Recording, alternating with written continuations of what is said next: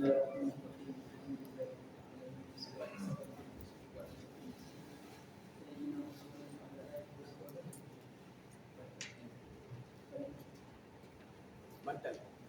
Bantal belakang. Ini benar.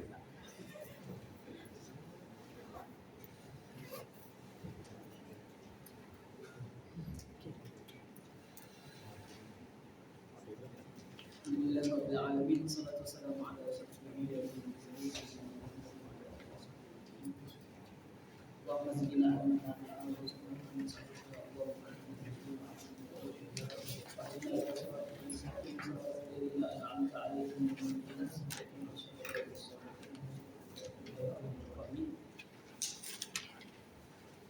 kita sambung pembahasan kita dengan ibadah korban. Kita masuk pada pembahasan berkenaan dengan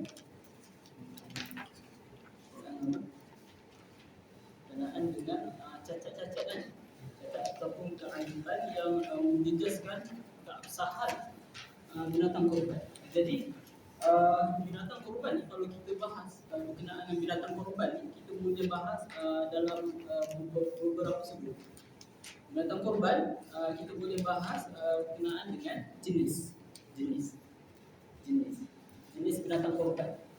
Jadi jenis binatang korban kita dah sebut sebelum ni, binatang korban yang boleh dilakukan, binatang yang boleh dijadikan sebagai korban adalah binatang yang termasuk kategori bahimatul an'am kan. Itu merangkumi 3. Unta, sama ada unta, lembu, kambing serta dia punya spesies dia. Kemudian itu jenis. Dan kemudian lepas jenis kita akan bincang berkenaan dengan umur binatang. Jadi itu pun kita dah sentuh semalam. Iaitu apa dia? Yang pertama, unta mesti 5 tahun kan? Genap 5 tahun masuk tahun ke-6. Lembu, kambing genap 2 tahun masuk tahun ke-3. Kalau ma'iz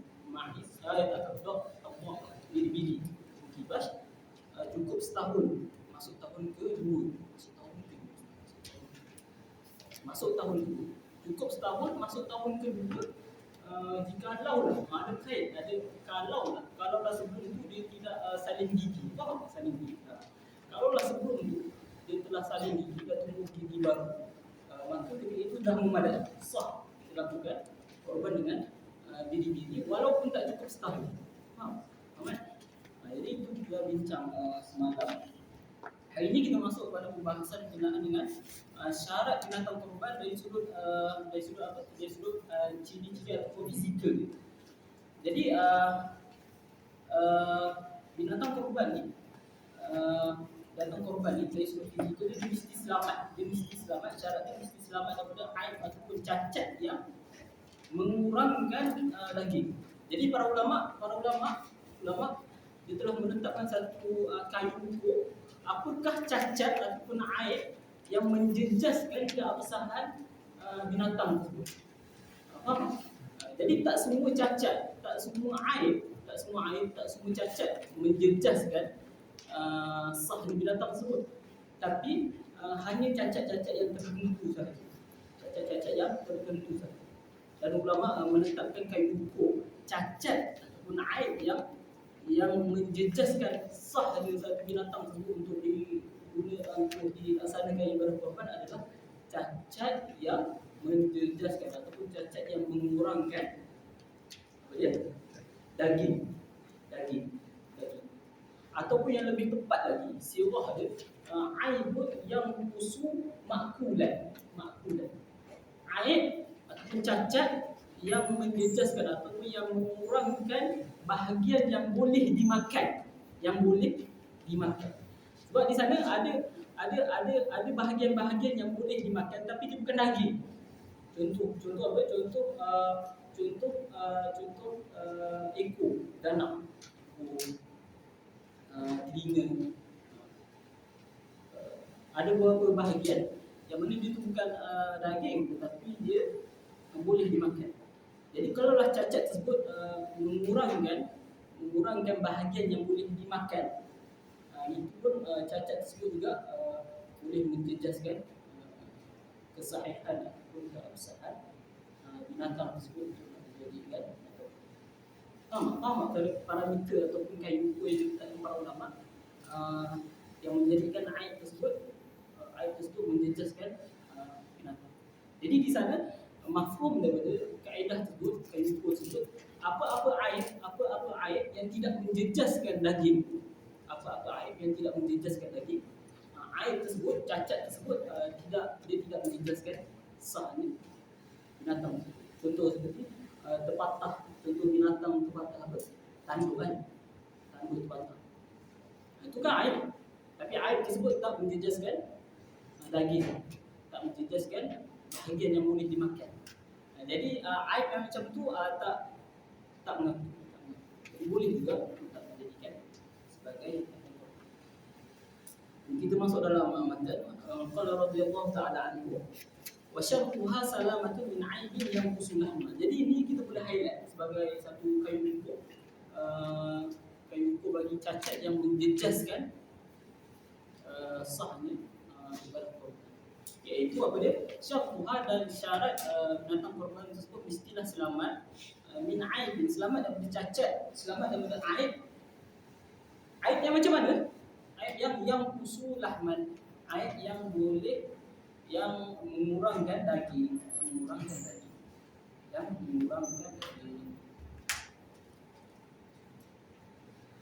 disebut dalam syarahan, disebut sama ada dia menjejaskan daging tersebut secara langsung ataupun akan menjejaskan daging. Contoh apakah aib yang akan menjejaskan ataupun mengurangkan daging? Contoh macam timpang kan? Timpang dia tidak menjejaskan dia tidak mengurangkan daging secara langsung, tapi dia ambil tempoh untuk nak mengurangkan daging. Jadi kalau dia timpang dia tu berlarutan sampailah menjejaskan proses dia nak makan, maksudnya dia tak boleh nak pergi ke kandang untuk nak makan, nak merangkul rumput. Jadi akan membawa kepada dia tu kurus, tak makan cukup, dia akan kurus. Jadi apa-apa aib yang akan mengurangkan daging juga menjejaskan sahnya haiwan tersebut. Ma'alan atau halan atau ma'alan, dia akan menjejaskan ataupun dia akan mengurangkan daging bahagian yang boleh dimakan, sama ada halan atau ma'al. Wa syartuha salamatu min aibin yang usulahman. Okey, tafriq pecahan daripada syarat tersebut. Fala tujzi'u ajfa, maka tak sah binatang korban yang ajfa ni kurus. Ulama bagi dobit, bagi kayu ukur kurus yang macam mana yang menjejaskan keabsahan binatang. Kurus yang menjejaskan adalah kurus yang sangat kurus. Kurus dia sampai tinggal tulang. Tak ada sikit langsung pun daging bersangatan kurus. Adapun contoh macam kita tengok dekat kandang tu kan, macam kita pergi kandang itu, kita tengok dia kurus. Kurus tu tak menjejaskan sah binatang tersebut. Sebab kurus tu hanyalah kurus kurang daging. Faham? Maksudnya dia daging ni kurang, tapi tak sampai hilang keseluruhan daging. Jadi maksudnya kurus kat sini adalah kurus yang mana hilang semua daging, tinggal tulang. Ini jumpa. Itu kalau disebut dalam kitab-kitab kurus yang mana allati dhahaba mukhuha. Kurus yang sehingga menghilangkan daging tulang. Maksudnya tinggal tulang. Faham? Itu maksud ajfa. Yang sangat kurus sehingga tinggal tulang saja. Itu yang. Adapun contoh macam kurus macam kecil kan. Itu tak apa. Bagi saya. Faham? Fala tujzi ajfa. Kemudian berkenaan dengan cacat-cacat ni, aib ni, Nabi SAW dah bagi panduan berkenaan dengan aib-aib yang boleh menjejaskan keabsahan satu binatang. Nabi SAW sebut dalam hadis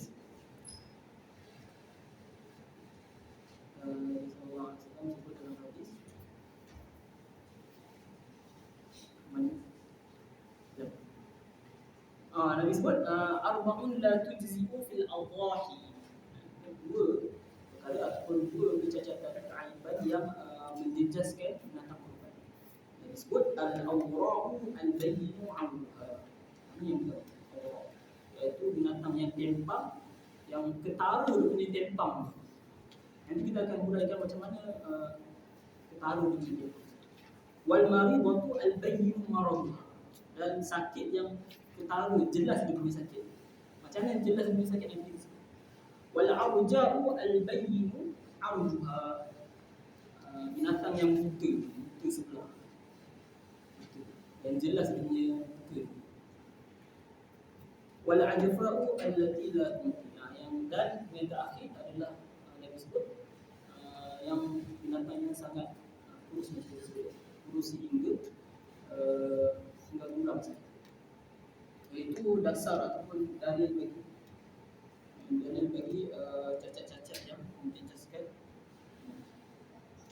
izat. Fala tujzibu ajfa'u wa majnunatun. Dan tidak sah juga binatang korban yang gila. Majnunah gila. Apa maksud gila ni? Gila tak ada akal. Binatang mana ada akal kan? Ada. Tak ada kan? Jadi apa maksud majnun kat sini? Yang maksud majnun gila kat sini adalah binatang yang tak hirau makan. Dia tak hirau makan. Dia macam mana? Dia banyak termenung, dia kawan-kawan dia pergi makan. Dia tak hirau makanan, dia duduk main sorang-sorang. Faham? Tuan dia sediakan makanan, kawan-kawan dia semua makan. Dia duduk sorang-sorang. Dia tak hirau makanan. Kalau tengok dalam ibarat ataupun cara dalam syarahan para ulama berkenaan dengan binatang gila ni, iaitu binatang yang yastadbiru al-mar'a, lebih kurang macam tu. Iaitu binatang yang membelakangi makanan. Tuan dia dah sediakan makanan, dia tak hiraukan makanan tu. Duduk main keliling makanan, dia tak hirau makanan. Sehingga dia ni akan membawa kepada berkurang daging. Akhir sekali dia akan membawa kepada daging dia akan berkurang. Itu yang parameter dia tu. Kayu ukur dia cacat ataupun aib yang mengurangkan daging atau akan mengurangkan daging. Contoh gila. Binatang yang gila kan? Binatang yang gila macam ni. Dia tidak menjejaskan daging ataupun dia tidak mengurangkan daging secara langsung, tetapi dia ambil masa. Dia tak hirau makan kan? Dalam tempoh bulan sampai dalam bawah pada dia daging. Jadi binatang yang gila pun tak sah dijadikan korban. Faham? Ini maksud gila, majnun.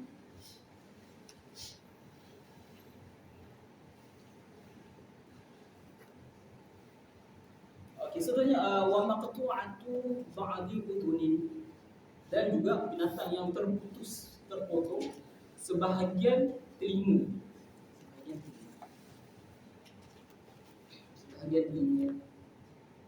Okey, jadi binatang yang terpotong sebahagian telinga itu tak sah jadi korban.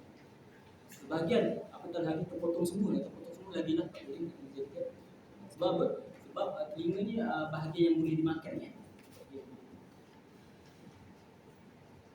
Dalam isu telinga ni, kena siapa yang menjaga yang bahagian yang dari binatang, kena cakap lah benda ni. Disudutkan dia tagging kan, dia tu kena tengok dia tagging tu. Kalau dia tagging sampai berlubang ataupun tercari, terkoyak ataupun terbelah sampai keluar daging, tu tak sah dijadikan. Tapi kalau lah sekadar tagging tapi dia tembus macam tu kan, tapi tak menjejaskan daging dia tu ke tepi, daging dia tu tak keluar, tu tak apa. Ini yang risaunya jadi dia tagging tu keluar sikit daging telinga tu menjejas. Itu kena siapa yang pantau tu kena perhati. Faham kan? Jadi bahagian telinga ni bahagian yang kalau dia terpotong tak sah. Sama juga kalau lah dia lahir tak ada telinga, ataupun lahir telinga dia setengah juga tak sah. Faham? Kemudian wazatu arajin, dan tak sah juga binatang korban yang timpang, yang mempunyai araj ni timpang lah, timpang. Timpang yang macam mana? Timpang yang macam kita sebut. Timpang yang menyukarkan dia untuk nak berjalan. Yang menyukarkan untuk dia berjalan. Sebenarnya dia jalan terhencut-hencut. Maksudnya para ulama hurai berkenaan dengan penyakit araj timpang ni. Apakah kayu umur timpang yang menjejaskan binatang? Sah binatang tersebut. Iaitu timpang yang mana kalau dia jalan tu dia selalu ketinggalan. Dia sentiasa ketinggalan daripada kawan-kawan yang lain. Contoh kalau dia pergi makan kan. Dia pergi makan, dia pergi rambut rumput, rambut rumput. Kawan-kawan dia semua dah sampai ke tempat makan. Dah rambut rumput dah. Dia tertinggal kat belakang. Dia sampai kawan semua dah habis makan dah. Dah habis makan, kawan dia semua nak balik. Dia sampai rumput dah habis. Makanan dah habis. Jadi dia akan membawa pada binatang tersebut kurang makan lah. Bila kurang makan, akan menjejaskan daging, akan mengurangkan daging. Jadi itu tobit ataupun kayu timpang yang menjejaskan sahnya binatang. Tapi kalaulah dia timpang capek ke apa? Apa maksudnya? Timpang kalau ada timpang tapi dia boleh lari laju kan. Boleh jalan macam biasa kan. Tapi timpang yang macam tu, timpang tersebut tak menjejas. Maksudnya boleh lah. Jadi timpang yang menjejas kan adalah timpang yang apa dia sebut ni? Timpang yang menyebabkan dia tu selalu ketinggalan untuk pergi makan. Dia selalu ketinggalan daripada sekumpulan kawan dia, yang menyebabkan dia tu selalu tak sempat nak makan. Kalau dia dah habis makan, baru dia sampai. Seterusnya wa'awarin, wazatu awar. Dan tidak sah binatang yang awar ni buta sebelah. Awar kan? Ada hadis Dajjal. Kenaan dengan sifat-sifat Dajjal. Dajjal ni adalah sifat dia awar kan? Buta sebelah. Jadi awar ni yang buta sebelah. Jadi binatang yang buta sebelah juga tidak sah dijadikan binatang korban. Buta sebelah, buta kedua-dua belah, lagi tak boleh. Tapi kalau lah mata dia sekadar sakit biasa, contoh dia rabun tak mesti sakit. Rabun ataupun mata dia kan, kalau nampak binatang mata berair kan, buaya tu tak menjelaskan apa. Rabun malam tu tak menjelaskan. Yang tak boleh adalah buta. Sebab apa? Akhir sekali dia akan beri dia akan menjejaskan daging tu. Bila dia buta, jadi dia akan mengganggu proses dia nak makan. Dia tak jumpa makanan, tak nampak makanan kat mana. Jadi kurang makan. Bila kurang makan, kurang lagi. Jadi penyakit tu dia akan menjejaskan atau mengurangkan daging. Ma'al akan datang. Tahu? Wajar seterusnya wamarodin dan binatang yang sakit. Sakit yang macam mana? Sakit yang menyebabkan dia kurus. Sakit yang membawa ataupun yang menyebabkan dia kurus, kurang makan. Dia sakit yang menyebabkan dia tu kurang makan. Bila kurang makan dia kurus, kurang makan. Jadi penyakit macam ni pun tak boleh. Seterusnya wajarabin bayi ini jarab kurap lah. Dan binatang yang kurap yang kurap kudis pun tak sah dijadikan binatang korban. Bayi ini ni yang nyata, yang jelas, yang ketara. Bayi ini ni sifat, dan sifat ni kembali kepada keempat penyakit sebelum. Bayi ni nyata, ketara ni kembali kepada wazatu arajin bayyinin, wazatu awarin bayyinin, wazatu maradin bayyinin, wazatu jaradin bayyinin. Jadi bayi ni kembali kepada keempat penyakit itu. Jadi bukan kembali kepada bukan sifat pada jarak saja. Dia nak bagi tahu kalaulah timpang sebut timpang yang sikit, tak. kalaulah dia penyakit mata, masalah mata dia tu, penyakit mata dia tu sedikit tak mengapa. Sakit yang sikit tak mengapa, tak menjejas.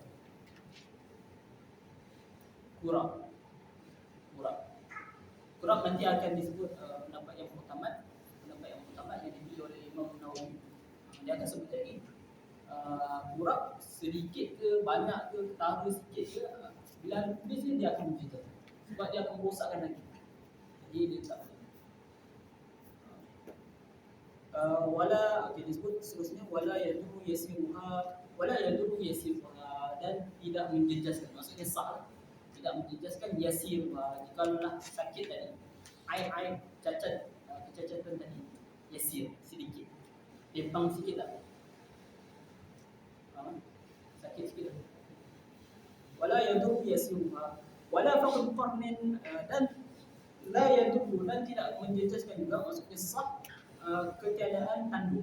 Tak ada tanduk, binatang tak ada tanduk, itu tak menjejaskan, sah je. Nak berkorban dengan binatang yang tak ada tanduk pun sah. Faham? Sebab apa? Sebab tanduk dia tak ada terkait dengan daging, tak terkait dengan bahagian yang boleh makan. Faham?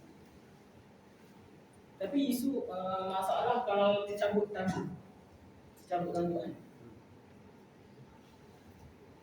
tercabut tanduk. Kalaulah tanduk tu tercabut, dia tercabut sampai tertanggal sekali daging. Tu kan.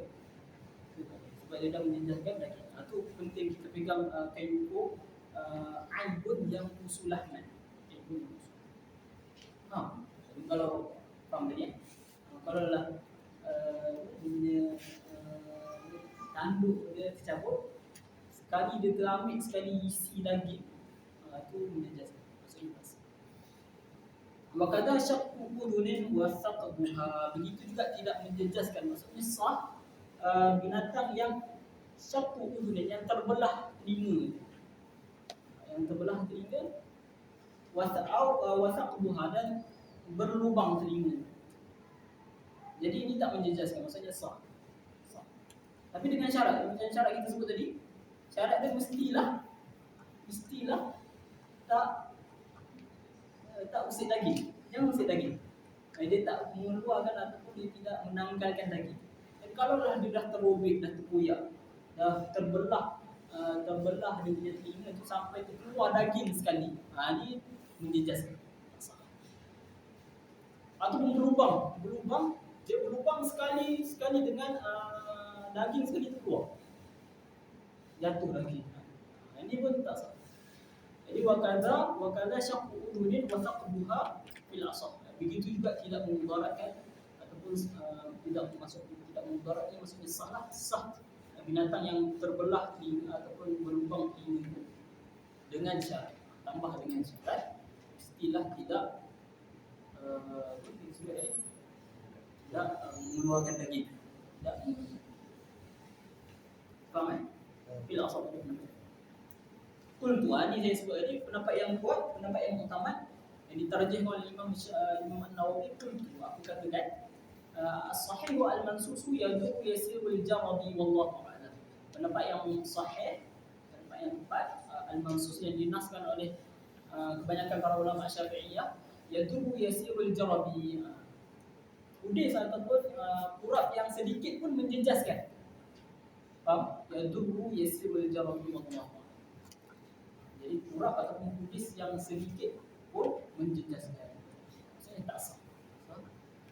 Binatang yang ada kudis walaupun sedikit, faham? Mudahnya selesai berkenaan dengan cacat-cacat ataupun aib yang menjejaskan kesahihan.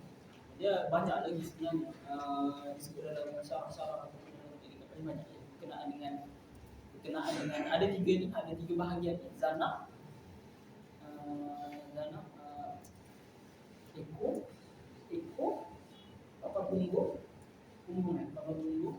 dengan lagi satu apa? Dot, kantung susu. Jikalau terbelah ataupun terpotong ketiga-tiga ni, kalau dah terpotong, Dia menjejas. Faham? Tapi kalau lah dia lahir-lahir tak ada, lahir-lahir tak ada tak ada tak ada tak ada ikut. Lahir-lahir tak ada dorong, tak ada kantung susu. Lahir-lahir tak ada apa-apa bumbu. Bumbu. Itu tak menjejas. Faham tak? Jadi tiga ni di sebelah kita Zanab, Ilyah dengan Abdul. Tiga ni Ilyah apa bumbu. Tengoklah dalam Google tengok. Tak tidak mungkin. Kemudian Zanab ekor, lagi satu apa tadi? Abdul, kantong susu. Kalau lahir-lahir tak ada tiga benda ni, tak menjejas. Sesah.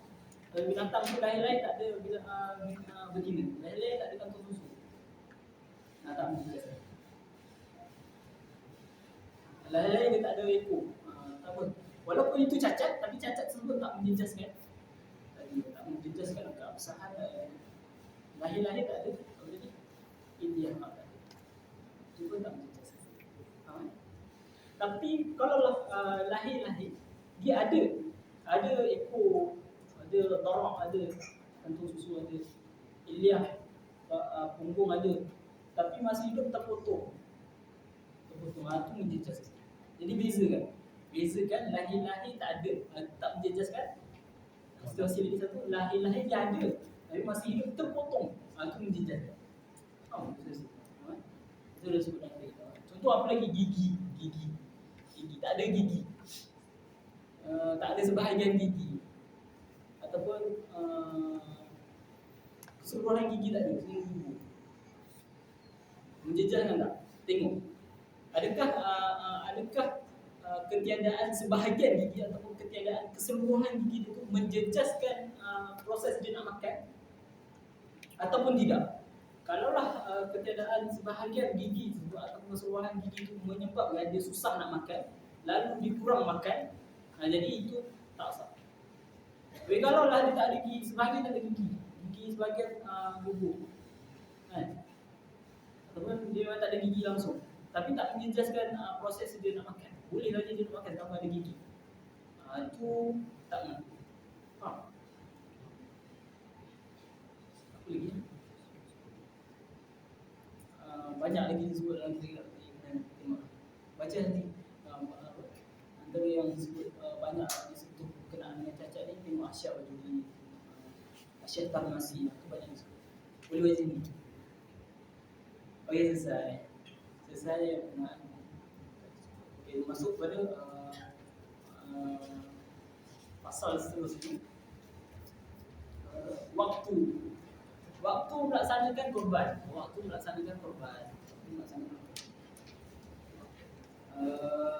Jadi ibadah ni ada punya waktu. Jadi ibadah yang ada waktu, ibadah yang syarak menetapkan baginya waktu tertentu. Ibadah tersebut mesti dilaksanakan pada waktu yang telah ditetapkan. Kalaulah ibadah tersebut dilakukan sebelum waktu yang ditetapkan ataupun ibadah tersebut dilaksanakan selepas waktu yang telah ditetapkan, dia tak sah. Jadi apakah waktu ibadah korban? Penting untuk kita tahu supaya ibadah tersebut sah. Mungkin ada orang kalau sekadar melihat kepada ta'rif, kalau kita tengok ta'rif kan, ta'rif apa dia? Ta'rif ubudiyah semalam disebut mayubahu minan na'ami taqarrubat ila Allah fi yaumin nahriyah wa ayyam tashrik. Itu binatang-binatang yang disembelih untuk mendekatkan diri kepada Allah. Disembelih pada hari apa? Pada hari raya kan? Pada hari raya dan 3 hari tashrik. Jadi hari raya masuk bila? Hari raya masuk hari ke-10 kan? Masuk maghrib kan kan?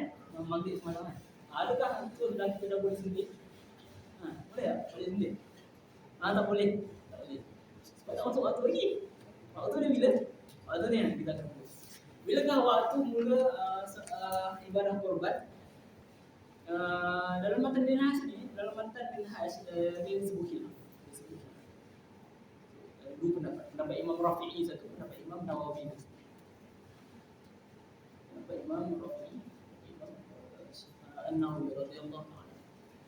Sebab apa? Wa yadkhulu waqtuha idza irtafa'at asy-syamsu karumhin yawman nahari thumma madha qadru rak'ataini wa khutbataini khafifataini wa yabqa hatta taghruba akhirah at-tashriq. Ini pendapat Imam Rafi'i. Masuk waktu ibadah korban idza irtafa'at asy-syamsu karumhin, apabila naik matahari kadar satu galah. Macam mana? Lepas terbit matahari tu, lepas syuruk terbit matahari kan, terbit matahari tu ambil kadar satu galah, 15 minit ke 20 minit. Ambil 15 minit, kemudian tambah lagi kadar waktu laksanakan dua rakaat solat hari raya dan dua khutbah hari raya secara ring. Faham? Syuruk, kemudian tambah 15 minit, kemudian tambah kadar masa laksanakan solat dan khutbah secara ring. Solat berapa minit? Solat ringkas. Ambil 10 minit lah. Lama 10 minit. 5 minit, ambil 5 minit. Ambil 5 minit, 5 minit, khutbah 5 minit. Khutbah ringkas je, kalau nak buat biasa ringkas je. Buat rukun je lah kan. Apa rukun khutbah? Rukun khutbah apa? 4 kan? Apa dia? Hamdalah, salawat, pesan ketakwaan kan? Pesan ketakwaan, sepotong ayat Al-Quran, satu lagi doa keampunan untuk umat Islam. Khutbah yang pertama, alhamdulillah wassalatu wassalamu ala rasulillah. Taqullah qul huwallahu ahad. Satu habis. Masuk khutbah kedua, alhamdulillah wassalatu wassalamu ala rasulillah. Taqullah Allahumma fil jannah ini wal mudraj. Tak sampai 20 minit. Semoga tak sampai 20 minit. Ambil 5 minit. Solat ringkas 5 minit. Solat khutbah secara ringkas 5 minit. 10 minit. Itu lah kadar dia. Ini pendapat Imam Rafi'i. Iaitu setelah terbit matahari, syuruk tu terbit matahari ya. Kemudian berlalu 15 minit, kemudian tambah lagi 10 minit. Lepas tu barulah boleh laksanakan ibadah korban. Faham tak? Faham kan?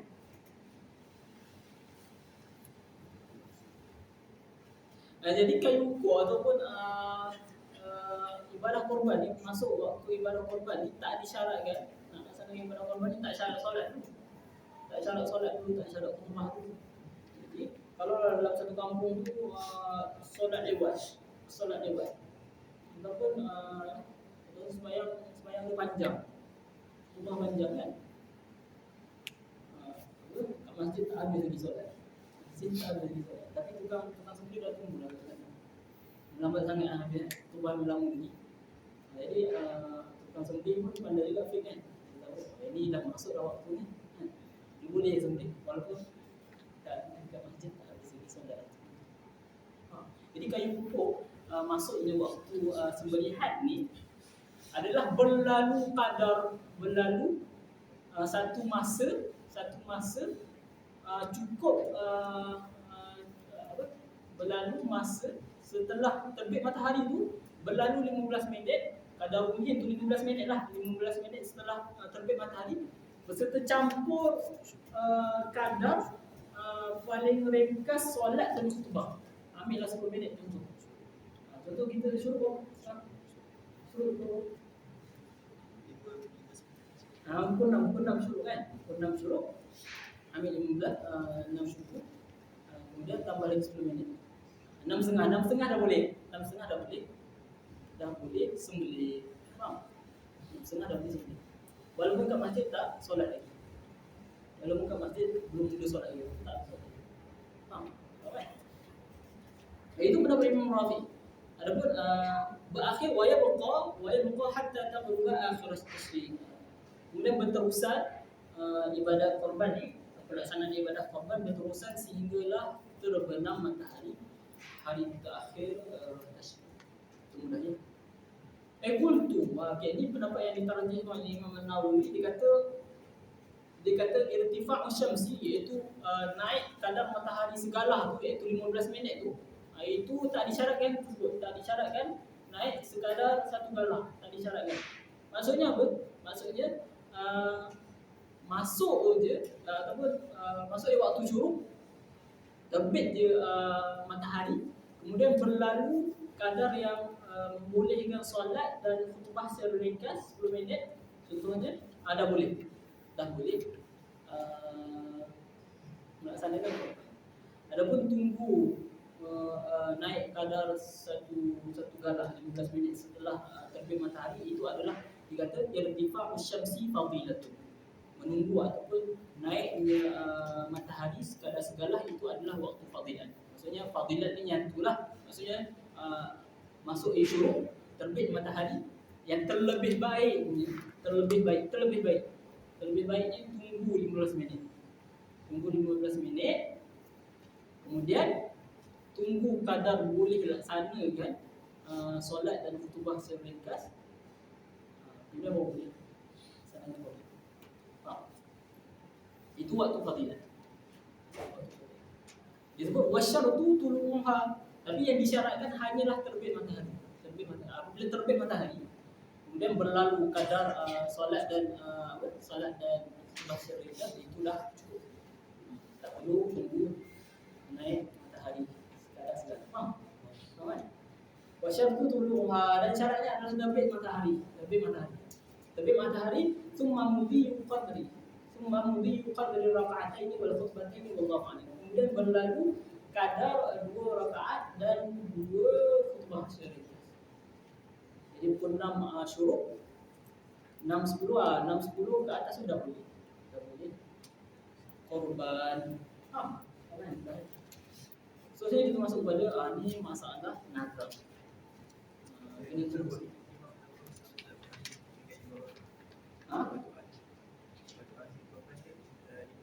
Kalau waktu korban tak ada khilaf. Waktu akhir pelaksanaan korban tak ada khilaf. Akhirnya adalah tenggelamnya matahari hari terakhir. Cuma khilaf kita dengan mazhab lain lah. Bahkan dengan tiga mazhab lain.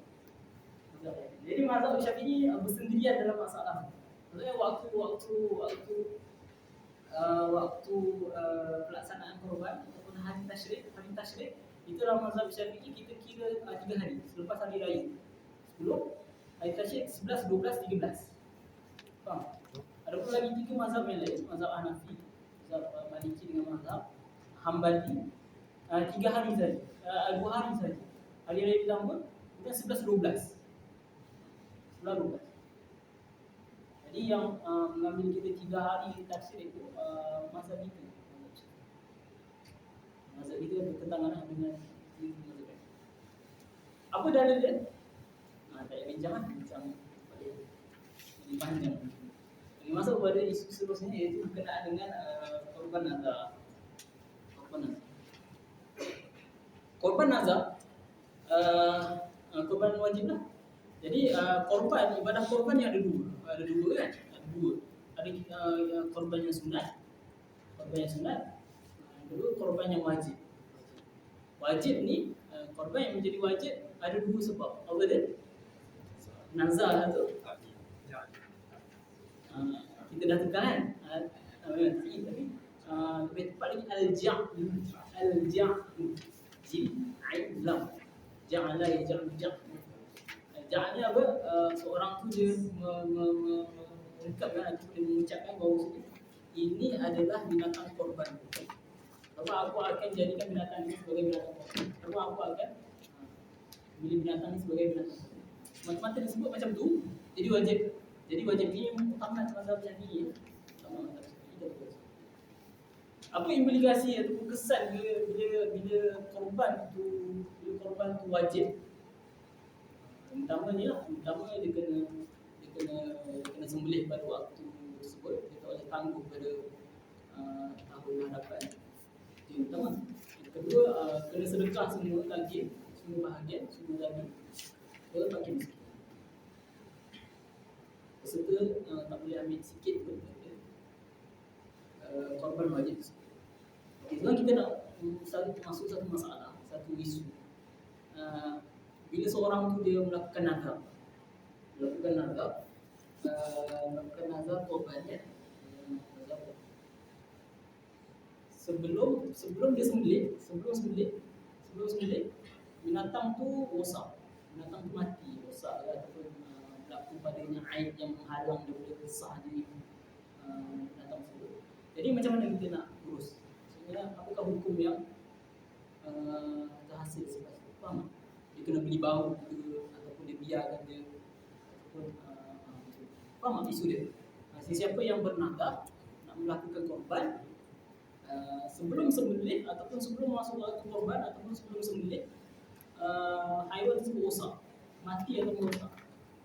Faham tak maksud rosak ni? Maksudnya ada aib yang menghalang daripada sahnya binatang. Jadi macam mana nak buat? Faham? Jadi kita pecah dulu. Jadi nazar ada dua cara seorang itu bernazar. Yang pertama, dia bernazar, nak melakukan ibadah korban, dan dia dalam masa yang sama dia tentukan binatang korban tersebut dengan secara khusus. Spesifik dia tentukan haiwan secara khusus. Contoh dia kata tahun ni aku bernazar, tahun ni nak melakukan korban dengan binatang ini, dengan kambing, dengan lembu, dengan unta. Maksudnya dia tentukan binatang tersebut dengan khusus, dengan secara khusus. Faham? Yang kedua, dia nazar, tapi dia nazar perbuatan je. Dia tak tentukan mana-mana binatang. Contoh dia kata tahun ni aku bernazar nak melakukan ibadah korban. Dia sebut macam tu je, tanpa dia tentukan binatang secara khusus. Faham? Sahaja aku ya. Aku bernazar tahun ni aku nak melakukan ibadah korban, tanpa dia tentukan binatang secara khusus. Jadi kedua situasi itu ada hukum yang berbeza.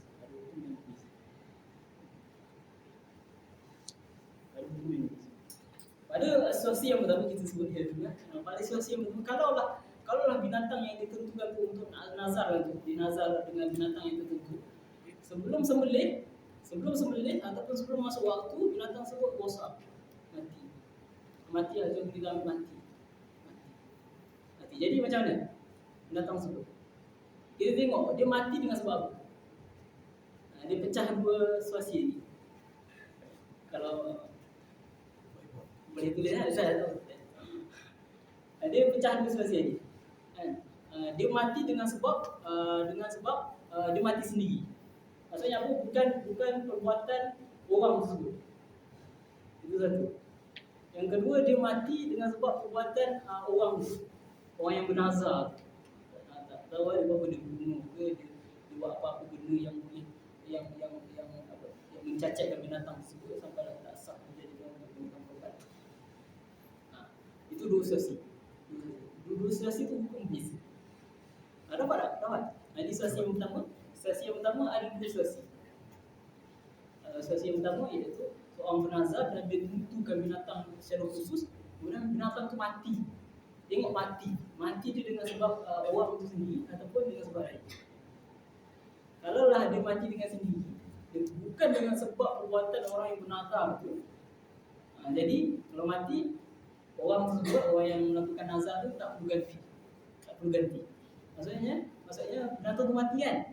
Binatang itu mati, dia tak perlu cari binatang lain, tak perlu pergi ke kandang beli binatang lain untuk ganti, tak perlu.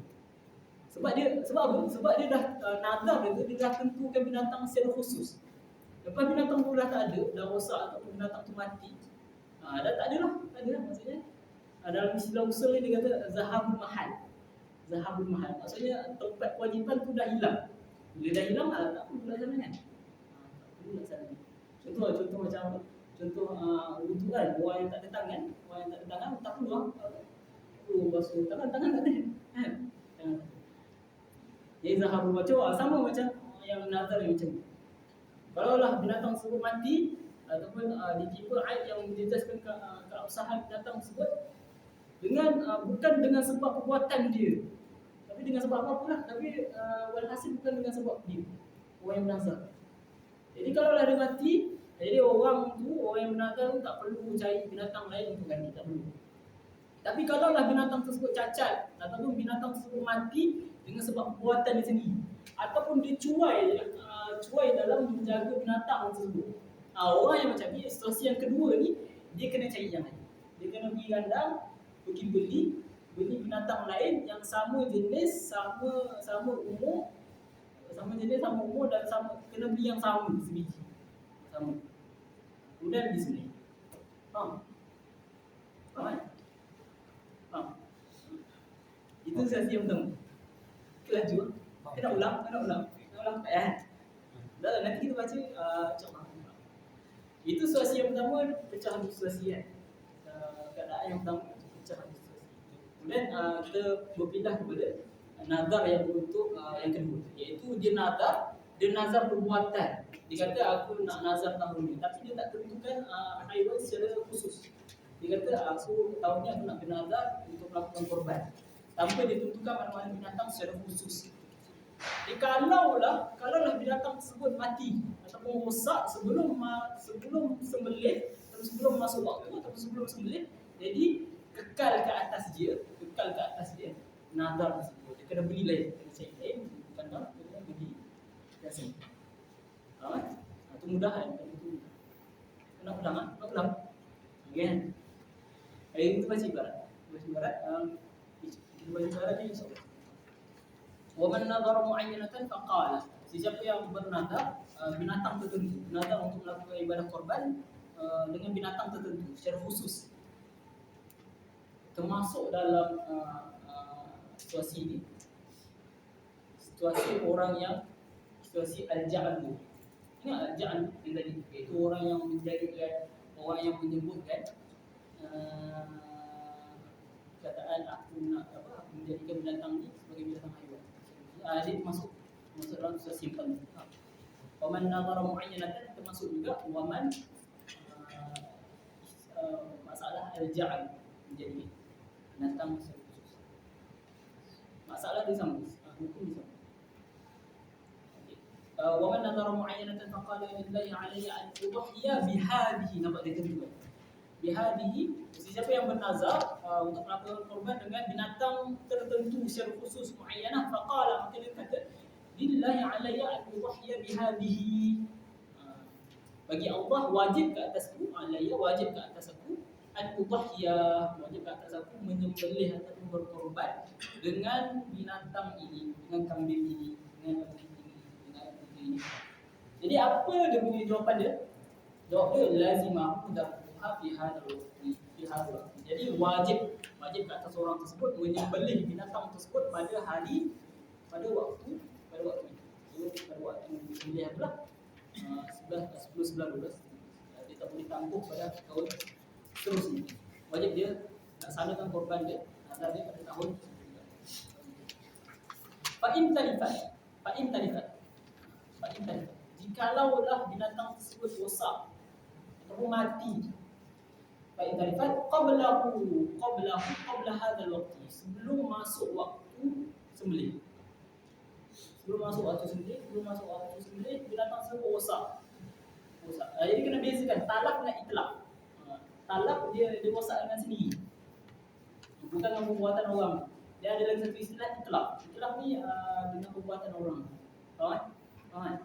Jika binatang tersebut mati ataupun rosak sebelum masuk waktu, ataupun dah masuk waktu tapi sebelum sempat dia nak korban, sebelum sempat dia nak sembelih.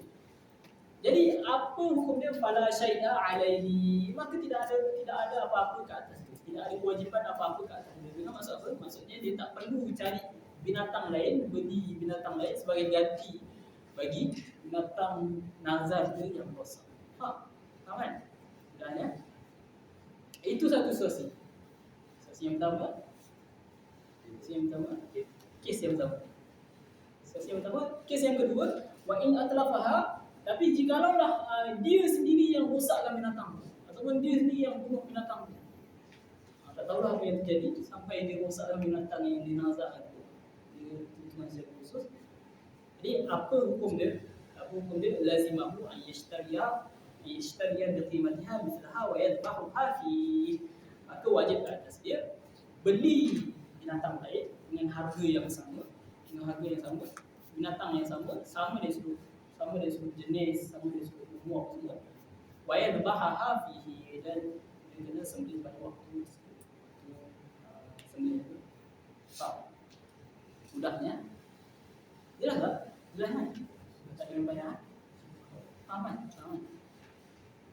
Okey, itu situasi yang pertama, iaitu nazar muayyan. Masuk kepada situasi yang kedua, keadaan yang kedua, nazar mutlak. Dia bebas, dia umum, dia tak terbuka mana-mana binatang secara khusus. Wa inna dhara fi zimmatihi, ini istilah dia.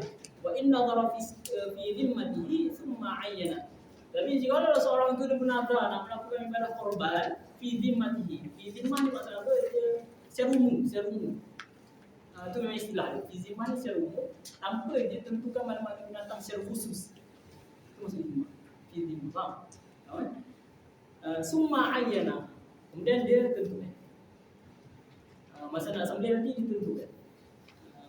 Sebelum masuk waktu atau belum masuk waktu nak sembelih, dia tentukan. Sebelum lazimahu dhammuhu, jadi masuk waktu atau setelah mana masuk waktu nak sembelih, dia tentukan binatang, lazimahu dhammuhu fihi, maka wajib atas dia sembelih binatang tersebut.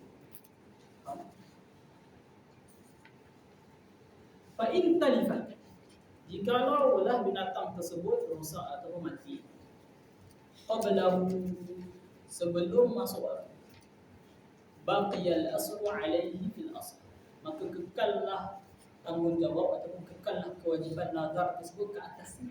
Bukan macam tu. Kalau itu terjemah baqiyal aslu, kekal asal, iaitu kekal hukum nazar tersebut ke atasnya. Maksudnya apa? Maksudnya dia kena pergi beli binatang yang baru sebagai ganti binatang yang rosak. Faham? Wa inna dhara. Sesi yang kedua ni, pada awal dia nazar dia tak tentu kan.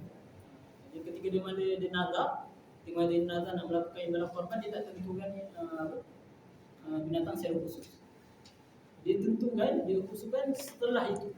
Tapi pada awal nazar dia tak tentukan. Beza nampak beza ni? Beza yang pertama tadi, awal dia nazar tadi dah dalam masa yang sama dia tentukan. Aku bernazar dengan binatang ni. Tapi situasi yang kedua ni, aku bernazar nak melakukan ibadah korban tanpa dia khususkan mana-mana binatang. Setelah tu barulah dia tentukan binatang secara khusus. Beza kan? Nampak kan? Perbezaan tersebut menatijahkan hukum yang berbeza. Situasi yang pertama ada dua keadaan. Situasi yang kedua ada satu keadaan. Faham kan? Nak ulang? Tak payah kan? Faham kan? Ada nak tanya? Tak ada. Nak ulang? Tak ada. Dia kena ganti. Dia kena cari yang serupa. Dia kena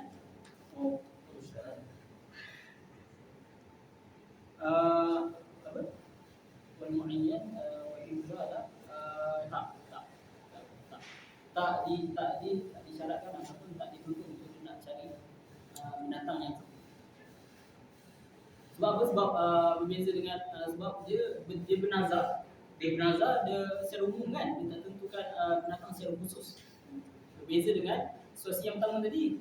Situasi pertama tadi dia tentukan binatang secara khusus. Jadi kalau lah binatang tersebut rosak, mati, dia kena kalau lah dia yang rosak kan, jadi dia kena cari binatang yang lain yang sama. Binatang yang dia rosak. Faham? Ada nak tanya ni? Tak ada. Tadi jangan tanya khusus.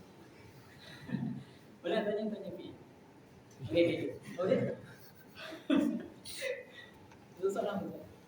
Kalau dia tak tahu, kalau yang kedua gambar ini mati kan yang pertama tadi kan ada dua itlaf dan talaf. Itlaf itulah mimba bila aula.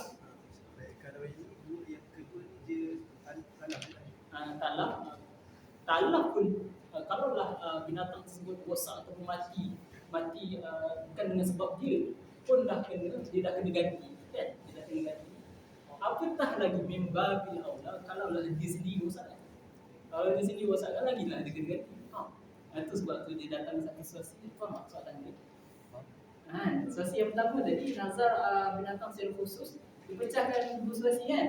Mati dengan sebab sendiri, mati dengan sebab orang tersebut yang mati dia atau merosakkan.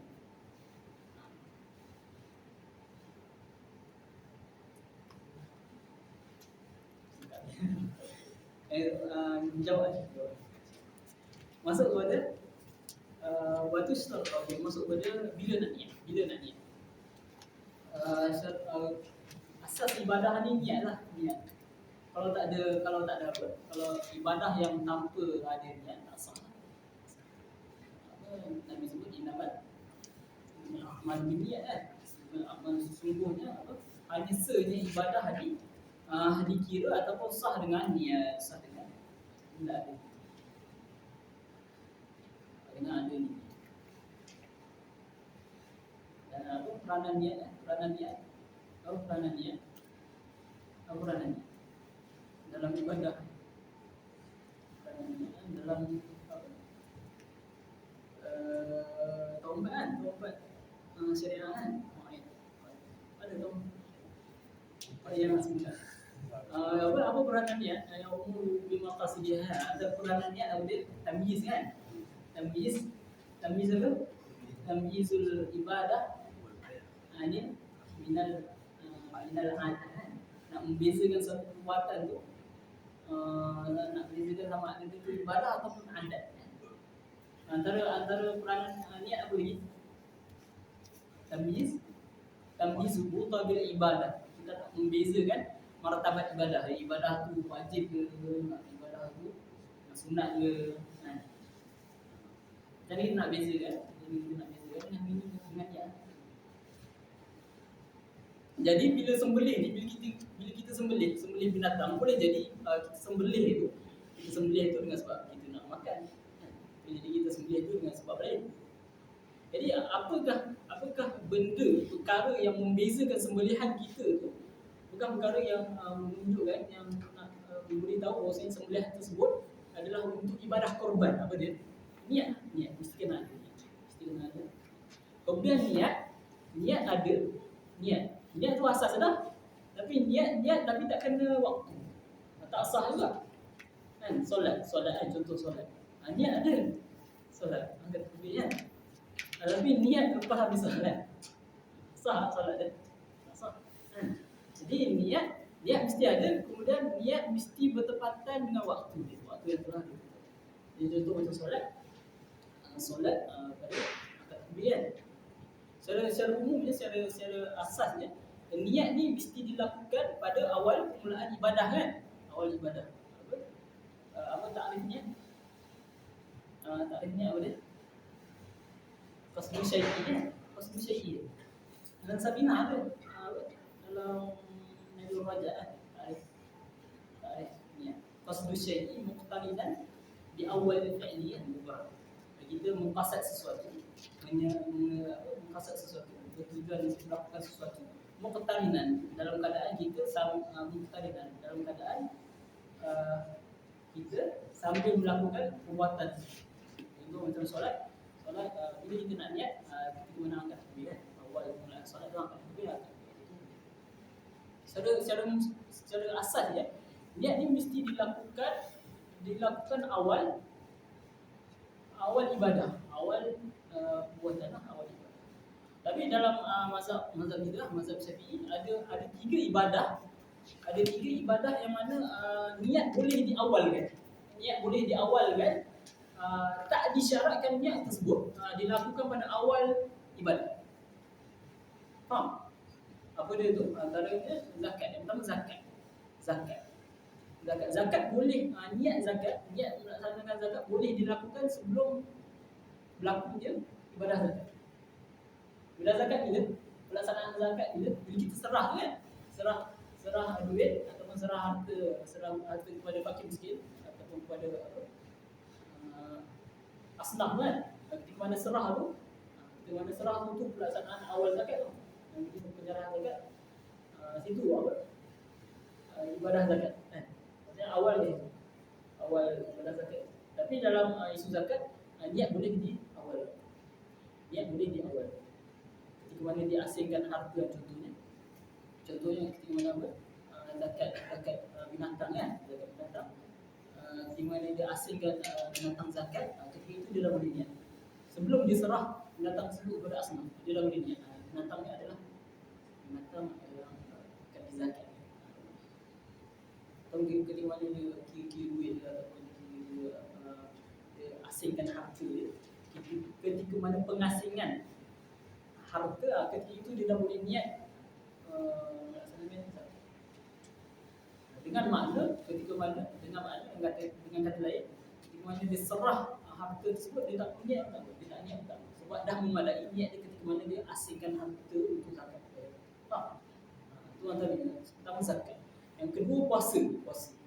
Awal puasa bila? Masuk fajar kan? Fajar tu mula ibadah puasa. Tapi tak boleh kita nak muhtalim tu, ikhtiram tu tak boleh. Kan? Masuk waktu dalam masa yang sama kita niat. Jadi payah, jadi masyaqqah. Jadi syariat kita dalam mazhab kita memudahkan urusan niat boleh dilakukan pada malam hari. Sehinggalah itu yang pertama. Itu yang kedua. Yang ketiga korban. Ibadah korban juga niat boleh dilaksanakan sebelum dilakukan sebelum dilaksanakan ibadah korban. Boleh saja. Contoh ketika mana apa kita dah beli kan. Kita beli gandang, kita beli binatang, dah beli binatang tu dah jadi milik kita, terus kita dah boleh niat. Binatang ni adalah binatang korban itu. Dah cukup. Situ dah memadai niat. Dengan maksud, dengan kata lain, bila kita sembelih tu tak perlu niat pun tak apa. Tak ada niat pun tak apa. Sebab dah memadai ketika mana kita dah beli tu. Setelah kita beli, kita dah niat kat situ, itu dah memadai. Jadi waktu niat daripada korban ni panjang. Daripada mula pemilikan dia ke atas satu binatang tersebut, dia dah boleh mula niat. Waktu akhir sekali dia niat pada sembelih. Kalau lah pada ketika mana dia dah beli binatang kan, dia tak ada niat, sampailah nak sembelih, waktu last niat ketika mana dia sembelih. Waktu niat ketika mana sembelih tu, situ last niat. Tapi kalau dah habis sembelih, tak ingat nak niat. Dah habis sembelih dah. Dah habis sembelih baru teringat. Tak niat tadi. Dan sebelum tu tak ada niat. Jadi tak salah dia punya korban. Dan binatang tu jadi makanan biasa lah. Jadi sedekah biasa. Sedekah. Bukan tak jadi korban. Faham? Contoh kalau orang yang ada kandang, orang yang memang dia pelihara, dia memang ternak binatang. Ketika mana dia asingkan binatang ni, seekor kambing ni aku nak. Dia asingkan, kemudian dia niat kambing ni, binatang ni untuk korban. Dia dah niat. Itu dah memadai. Sekira-kira mana, kalaulah ketika mana dia sembelih tu dia tak niat, tak mengapa sebab dia dah niat ketika mana dia asingkan. Faham? Itu wajib ibarat. Wa tushtaratu an-niyatu inda dzabahi illam yasbiq ta'yin. Disyaratkan berniat inda dzabahi ketika mana sembelih. Bila illam yasbiq ta'yin, jikalau tidak ada penentuan binatang sebelum itu. Maksudnya dia tak tentukan binatang tersebut sebelum sembelihan tu, dia tak ada niat sebelum tu untuk nak mengatakan bahawasanya binatang ini adalah untuk korbannya. Jadi niat dia mesti ketika mana sembelih. Tapi kalaulah sebelum tu telah didahului niat asal penentuan ibadah haiwan binatang korban sebelum tu, jadi tak perlulah niat lagi ketika mana sembelih. Faham? Waktu syaratu an-niyatu inda dzabihi illam yasbiq ta'yin. Disyaratkan niat ketika mana sembelih illa yasbiq ta'yin, kalaulah tidak ada penentuan binatang sebelum itu. Tapi kalaulah sebelum itu dia dah ada penentuan, dia dah tentukan secara khusus, dia dah tentukan binatang ni untuk korban. Di mana dia asing tu, dia niat dalam hati kan, binatang ni untuk korban. Itu dah mulai jadi silat. Wakadha inqala, wakadha dan begitu juga mesti disyaratkan niat ketika mana sembelih inqala ja'altuha adhiyatan fil asal. Juga seorang tu dia mengatakan aku jadikan binatang ini sebagai korban, sebagai korban. Disyaratkan juga niat ketika mana sembelih. Tapi ini ada syarat, ada ta'liq daripada Ibn Hajar Al-Haytami dalam Tuhfatul Muhtaz dia sebut kalaulah diucap benda ni tanpa ada niat. Tapi kalaulah diucap ucapan ni, ungkapan ni aku jadikan binatang ni untuk korban beserta dia iringkan niat dalam hati. Jadi ketika itu dah memadai. Dengan segi kira kalaulah ketika mana dia sembelih dia tak niat tu dah tak boleh sebab dah cukup dia niat ketika mana dia ucap. Jadi disyaratkan niat bagi situasi ini, kalaulah diucapkan ungkapan itu, iaitu aku menjadikan binatang ini sebagai korban tanpa disertai niat, kemudian berterusan sampailah sembelih dia tak ada niat sampai sembelih, maka ketika mana sembelih itu dikenakan. Wakadha begitu juga disyaratkan niat ketika mana sembelih inqala, jikalau dikata ja'altuha udhiyatan, aku menjadikan binatang ini sebagai korban.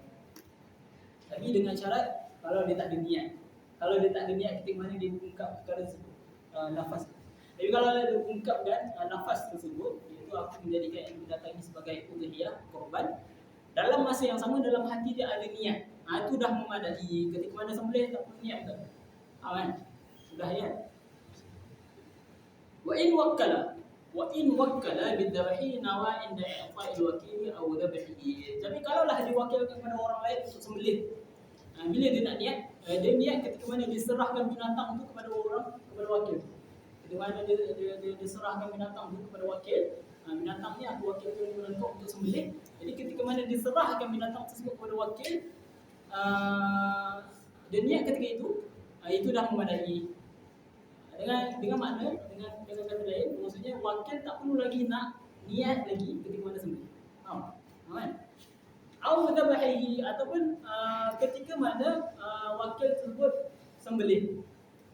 Ketika serahan binatang tu, wakil peserta tak niat.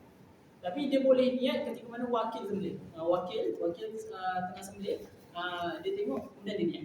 Itu boleh. Faham? Kan?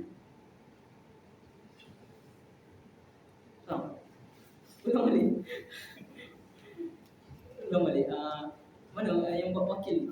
Buat wakil ni dia ada dua situasi. Bila dia boleh niat, dia niat ketika mana dia serah. Maksudnya dia ada binatang, aku serahkan binatang ni kepada si fulan untuk sembelih kan. Ketika mana dia serah tu, ketika mana dia serah binatang tersebut kepada wakil, kat situ dia dah boleh niat. Binatang ni adalah binatang korban, boleh niat. Ataupun dia tak niat ketika mana serahan binatang tu, tapi dia niat ketika mana wakil sembelih. Dia niat ketika wakil sembelih, dia duduk sebelah je, dia tengok dari jauh, dia niat. Ini adalah binatang korban. Cukup je tu. Kalau dia tak niat tak sah. Tak niat tak sah. Ini kita sebut asas bagi ibadah ni kena niat.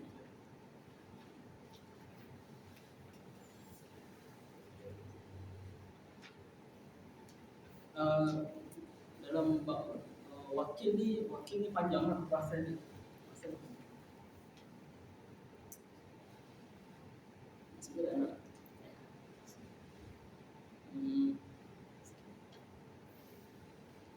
Dia dalam dia kalau kita nak sebut rinci, dia akan masuk akad wakalah. Jadi dia akan masuk isu wakalah. Wakalah ni dia ada kaedah-kaedah dia. Wakil ketika mana dia uruskan binatang orang, dia boleh niat pada waktu yang peserta boleh niat. Peserta boleh niat ketika mana asing kan. Peserta boleh niat ketika mana pilih binatang. Setelah mana dia pilih binatang, dia dah boleh niat kan. Sama juga macam wakil. Kita wakil lah di sini kan. Jadi ketika mana kita beli binatang tu, setelah beli binatang, kita dah memiliki binatang tersebut atas nama peserta Malaysia. Jadi kita dah boleh niat. Dah boleh niat dah. Binatang ini adalah untuk sekolah. Wakil boleh niat ketika mana sembelih. Jadi wakil pun boleh niat ketika mana sembelih.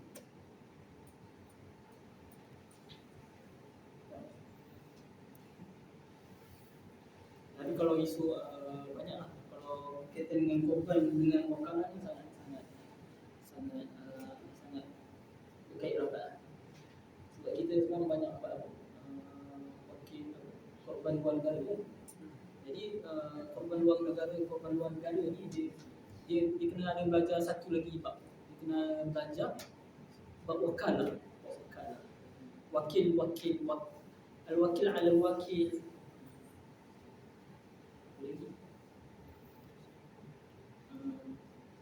Kadang dia terkait dengan bab salam.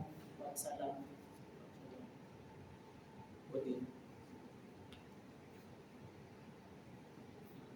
Banyak isu. Buat orang kemudian kita masuk pada okey, tu waktu niat. Jadi waktu niat faham? Waktu niat boleh sahaja dilakukan sebelum sembelih. Tapi dengan syarat kita ambil selepas kita memiliki binatang tersebut. Maksudnya apa? Setelah kita beli binatang. Kita beli binatang kan? Dia jadi punya kita kan? Baru boleh niat. Jadi contoh kalau macam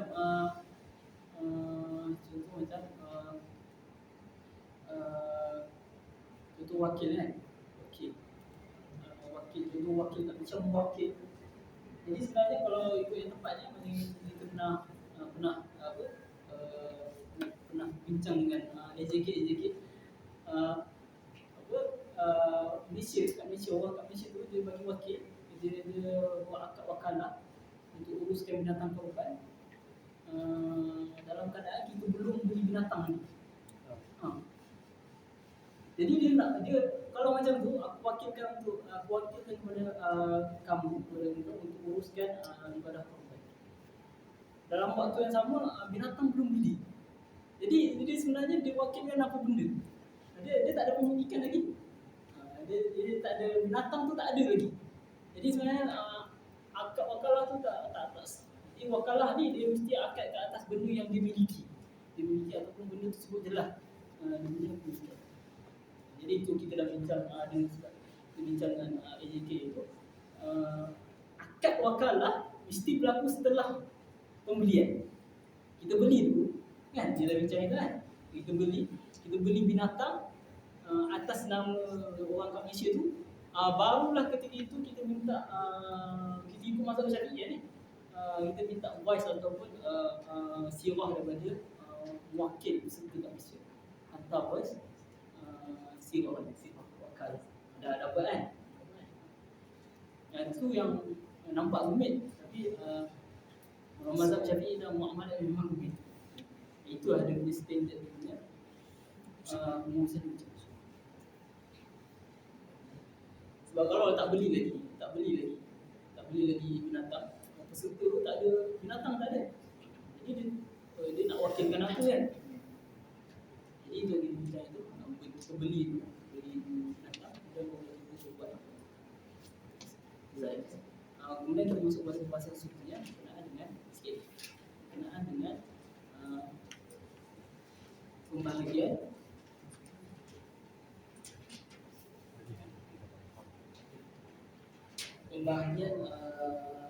binatang korban.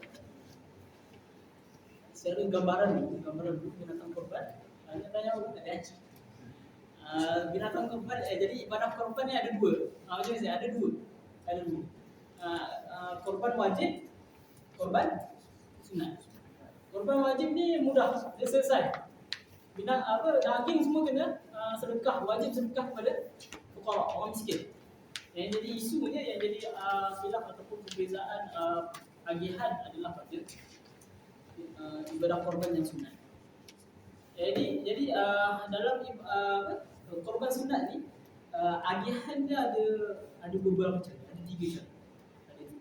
Yang paling afdal dia ambil sedikit. Peserta tu ambil sedikit. Nanti dia akan sebut ambil kadar beberapa suap. Jadi dia ambil satu segenggam ni. Ambil segenggam daging tu sikit je kan, sikit. Ambil segenggam untuk tabarruk, untuk ambil berkah daging korban.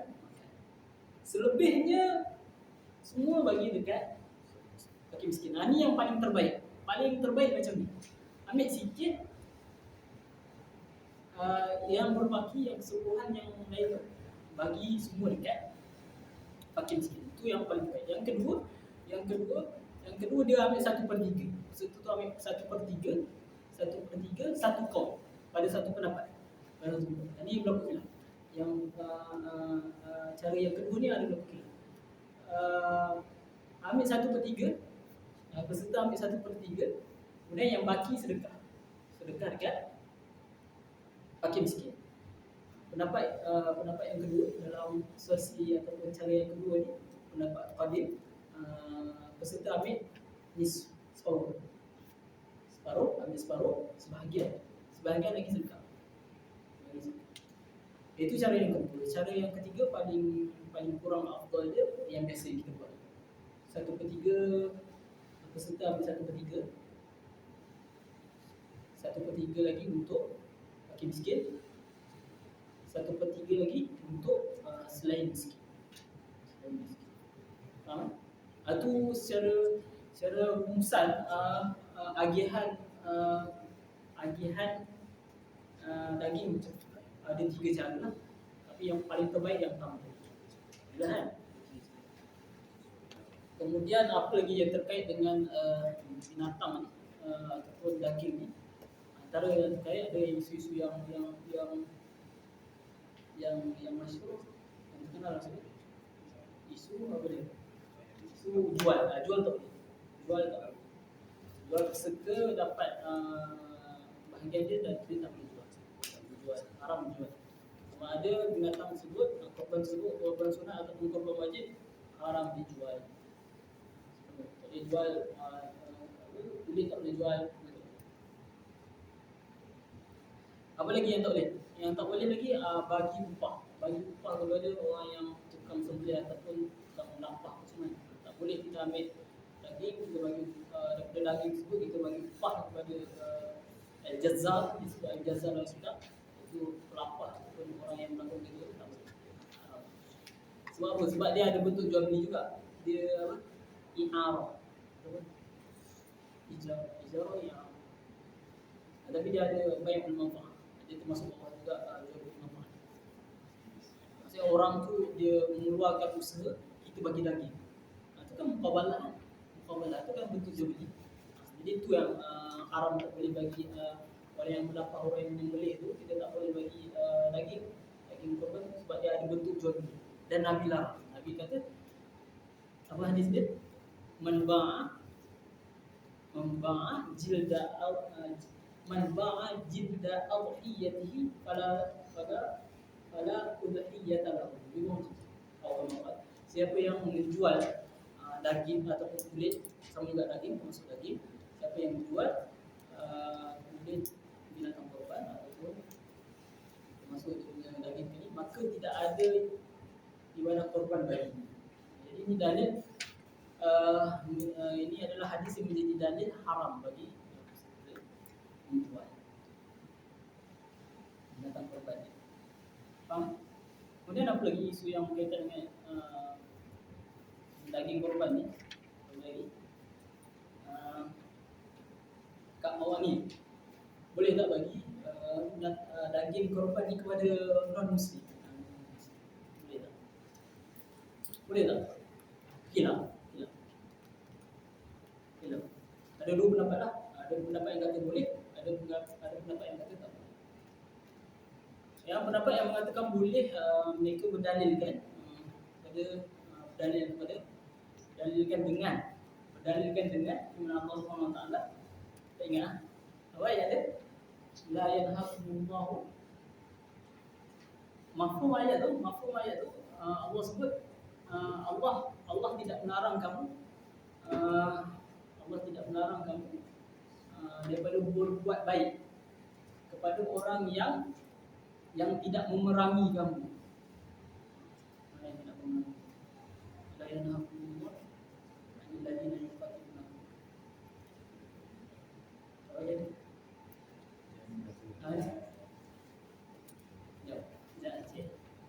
Ijat. Apa maksud Ijat? Ijat. Oh, Ijat. Bukan kata apa. Ayat dia, pendapat pertama yang mengatakan boleh kita sedekah binatang korban kepada non-Muslim, boleh, berdalilkan ayat Al-Quran. Allah sebut la yanhakumullahu 'anil ladzina lam yuqatilukum fid din wa lam yukhrijukum min diyarikum an tabarruhum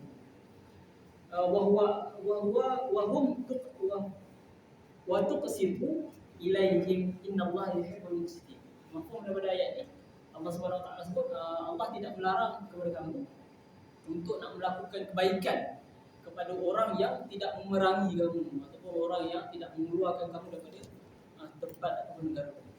Jadi ini ayat ni umum. Allah Subhanahu Wa Taala kata boleh nak lakukan kebaikan, kebajikan kepada semua orang. Selama mana dia tidak memerangi kita lah umat Islam. Jadi ini dalil, maksudnya boleh bagi daging binatang korban yang sunat kepada non-Muslim. Tapi yang zimmi lah yang tak memerangi, adapun harbi itu jelas tak boleh. Sebab dia memerangi. Itu pendapat yang pertama. Pendapat mazhab lain lah. Tapi mazhab mazhab Imam Syafi'i tak boleh. Tak boleh. Sebab apa tak boleh?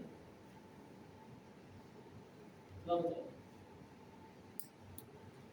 Para ulama mazhab Syafi'i ada sebut beberapa illah, beberapa ta'lil, sebab alasan kenapa tak boleh bagi daging binatang korban kepada non-Muslim. Sebab yang pertama, daging ni dia adalah daging ibadah, dia terkait dengan ibadah, jadi tak boleh bagi.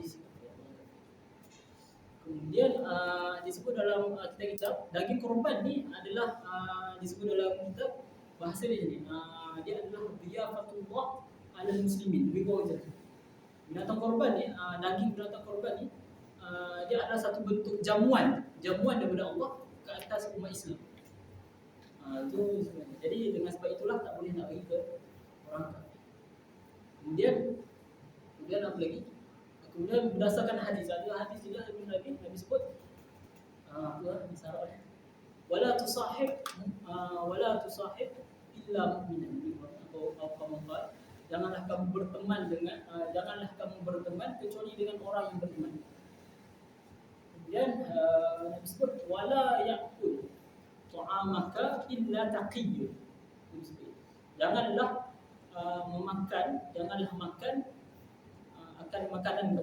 makan makanan kamu kecuali orang yang bertakwa. Jadi ini larangan jelas daripada Nabi sallallahu alaihi wasallam mengatakan tak boleh beri makan kepada orang yang tidak bertakwa. Ini antara dalil ataupun sumber ataupun sandaran bagi mazhab Syafi'i, terutama dalam mazhab Syafi'i yang mengatakan tak boleh bagi daging korban kepada non-Muslim. Kemudian ada je orang buat alasan atas jalan dakwah. Kenapa tak boleh tak? Ini salah satu cara kita berdakwah. Ini ayat. Salah satu cara kita berdakwah kepada non-Muslim, kita tarik dia dekat Islam. Kita tanya balik kan, adakah dakwah nak tarik Islam ni hanya dengan daging korban kan? Boleh dengan cara lain kan? Tak semestinya dengan kita bagi daging korban. Boleh sahaja kita beli daging, beli binatang biasa, besok beli bagi, boleh kan? Kan? Tiba-tiba masuk musim korban, time tu juga dia nak tawa. Time tu dia nak tawa. Sebelum tu tak ada pula nak bagi pun. Jadi yang terbaiknya kita tak ni. Yang terbaiknya kita tak bagi non-Muslim. Dan kita katakan bahawasanya orang fakir, orang Islam yang memerlukan tu lagi ramai. Masih ramai lagi yang memerlukan daripada orang Islam yang memerlukan daging. Jadi kita utamakan Islam tu. Faham? Tapi yang nak pendapat yang lagi satu yang boleh tu, tapi yang terbaik. Kita apa-apa kita nak buat yang terbaik kan. Selesai. Faham? Okey, kita baca. Walahu al-aqlu min udhiyati tatawwu'in. Min udhiyati tatawwu'in wa it'amul awliya'i la tamlik. Dan harus bagi orang ataupun peserta tersebut, orang yang melakukan korban tersebut, harus bagi dia makan min udhiyati tatawwu'in, daripada korban yang sunat. Korban sunat boleh dia ambil sedikit makan, boleh. Wa it'amul awliya, dan boleh juga dia nak menjamu, beri makan, jamu it'am, dia menjamulah, masak bagi makan orang kaya boleh. Wa it'amul awliya. Tetapi la tamlikuhum, tapi tak boleh kita nak bagi orang kaya daging kepada orang kaya atas jalan tamlik, memberi pemilikan. Apa maksud dia? Apa maksud la yajuzu, tidak boleh memberi pemilikan daging tersebut kepada orang kaya? Maksudnya orang kaya bila dia dapat daging tersebut, daging korban tu, dia tak boleh jual, tak boleh hibah. Itu maksud dia. Apa maksud la tamliku? Iaitu orang kaya, orang yang bukan miskin. Bila dia dapat daging korban, dia tak boleh jual, dia tak boleh hibah. Tapi yang selain daripada tu dia boleh. Dia nak masak makan boleh. Ataupun daging yang dia dapat tu dia nak sedekah, dia nak sedekah balik kepada orang fakir miskin boleh. Ataupun dia masak nak bagi makan jamu kepada orang Islam boleh. Tapi apa maksud la tamliku, iaitu dia tak boleh menerima pemilikan daging tersebut atas jalan, ataupun dia tak atas jalan pemilikan secara sempurna. Faham tak? Maksudnya dia dapat daging tersebut, dia tak boleh jual, dia tak boleh hibah. Itu maksud. Mudah nak faham? La tamliku, orang yang kaya mendapat daging korban, tak boleh jual, tak boleh hibah. Haram. Apa dia? Fakir boleh. Fakir miskin boleh. Ini yang membezakan dengan fakir miskin. Fakir miskin apabila dapat sedekah daripada binatang korban, itu terserah kepada fakir miskin. Dia boleh nak buat apa saja. Nak masak dia nak jual pun. Tapi orang kaya dapat daging, dia tak boleh jual, tak boleh jual. Itu maksud. Faham kan? Faham? Wa ya'kulu sulusan wa fi qawlin nisban, ini yang saya sebut. Boleh bagi orang yang melakukan korban tersebut makan 1/3, sunat 1/3. Sunat makan 1/3. Wa fi qawlin, ada dalam pendapat yang lain mengatakan boleh dimakan separuh. Nisban separuh. Yang baki dia sedekah kepada fakir miskin. Faham? Wal asahhu wujubu tasadduqi bi ba'dha. Pendapat yang asal paling kuat, wajib sedekah kepada fakir miskin, tasadduq, sedekah kepada fakir miskin bi ba'dha, sebahagian.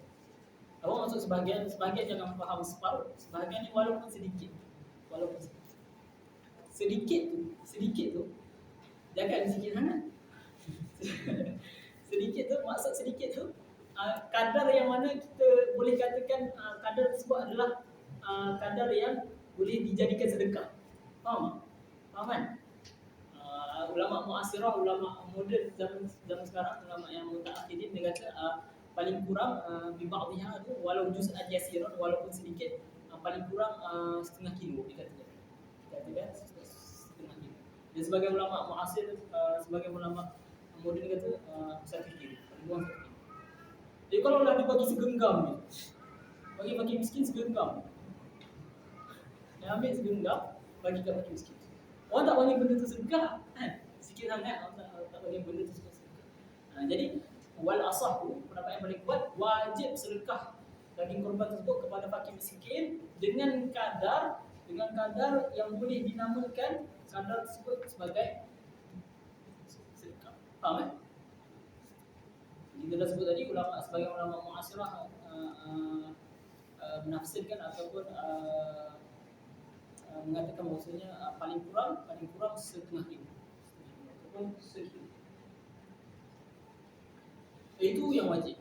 Kemudian berkait dengan isu sedekah ni, sedekah mestilah kita mesti sedekah daging mentah, naifah disebut dalam kitab pada Buddha min ayatuna naifah, mesti sedekah dalam bentuk daging tu daging mentah.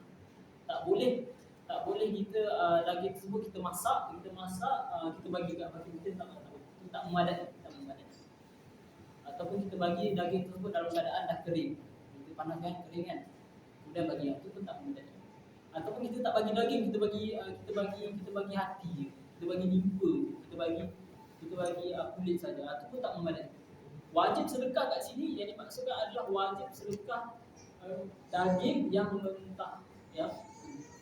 Supaya apa? Supaya fakir miskin tu dia boleh urus daging tersebut dengan ikut kehendak. Dia boleh nak jual ke, dia nak masak ke, dia nak buat apa, itu sekali. Tapi kalau kita bagi dia dalam keadaan dah masak, dia boleh makan je lah, dia tak boleh nak. Faham kan? Kemudian apa lagi isu ni, antara isu yang berkaitan dengan sedekah daging berfakir miskin ni, kadar yang wajib disedekahkan tu mesti kita sedekah atau kita edarkan, kita bagi pada fakir miskin setempat. Faham? Contoh kita buat sembelih dekat sabit ni kan, sabit ataupun sabit asyik sabit ni. Jadi kita kena bagi kadar tersebut, kadar wajib tu kita kena serahkan dekat fakir miskin kat sabit ni dalam ruang lingkup tak keluar daripada 2 marhalah. Tak boleh yang mana kadar yang sedikit tu kita pindah ke luar. Pindah ke luar kawasan sendiri. Bila kita dah sedekah kadar yang wajib tu kepada fakir miskin setempat, yang lebih tu kita nak bagi fakir miskin pun. Yang penting kena asingkan yang wajib sedekah, dan tu kita bagi dekat fakir miskin setempat. Yang lain yang selebih ni kita nak bagi luar cepat bagi miskin. Faham? Jadi tak boleh kesemua daging korban tu semua kita sedekah ke fakir miskin luar. Di kadar wajib tu mesti kena sedekah dekat miskin. Kemudian apa lagi? Kemudian tak boleh masak semua. Kena ada kadar yang wajib disedekah. Apa lagi? Banyak sebenarnya isu ataupun masalah ni. Apa lagi? Cukup tu lah, itu yang penting lah. Fakir miskin, bila kata fakir miskin, adakah disebut lagi adakah mesti kita bagi daging tersebut kepada sekelompok fakir miskin? Tak disyaratkan. Memadai, kita bagi seorang pun dah memadai. Faham? Dia berbeza dengan zakat. Zakat beza. Zakat kita kena bagi paling kurang dalam satu tempat tu paling kurang 3 orang. 3 asal. Dia beza dengan daging korban. Faham kan? Bagi saya itu mudah-mudahan. Wal asahu wujub tasaddud bil ba'dha. Wal afdal, ni yang kita sebut yang afdal tadi, yang paling terbaik afdal bi kulliha, dia sedekah semua. Sedekah semua daging illa kecuali luqaman. Luqaman ni jamak bagi luqmah tadi. muqaman, kecuali beberapa suap. Terjemah 20 ni satu suap, 20 mata ni dua suap, muqam beberapa suap. Afdalnya kita sedekah ke semua binatang, semua daging kurban tersebut kecuali beberapa suap. Yatabarraku bi akliha, supaya dia boleh mengambil berkat daripada makan daging korban tersebut. Dan ini adalah yang sunnah yang terbaik. Kita tak sedekah semua. Jadi ikut sunnah Nabi sallallahu alaihi wasallam, yang Nabi pun ambil sedikit. Nabi ambil bahagian hati makan sedikit daripada daging korban tersebut. Okey, masalah kulit. Kulit macam mana? Wa yatasaddaqu bi jildiha aw yantafi'u bihi. Kulit macam mana? Kulit dia boleh sedekah. Boleh dia nak ambil manfaat. Yatasaddaqu bi jildiha, dia seorang yang melakukan korban tu boleh sedekahkan kulit, ataupun yantafi'u bihi, ataupun dia nak mengambil manfaat daripada kulit. Jadi ada pilihan lah. Kalau kulit dia nak ambil dia nak manfaatkan, ataupun dia sedekah orang fakir miskin. Jual tak. Berdasarkan hadis yang tadi kita baca. Selesai. Okey, masuk pada isu-isu yang lain. Wa waladul wajibah yudbahu. Anak bagi binatang yang wajib, anak bagi binatang korban yang wajib, yudbah, mesti disembelih. Wajib disembelih. Wajib. Contoh apa? Binatang korban yang kita nazar kan. Binatang korban yang kita sembelih, tengok dalam perut dia ada anak. Jadi anak tu wajib disembelih. Boleh makan tak? Boleh makan. Mak dia tentu tak boleh makan lah. Sebab binatang nazar, korban nazar, boleh makan. Anak dia boleh makan? Boleh makan. Boleh makan, boleh nak sedekah. Boleh nak makan, boleh nak sedekah.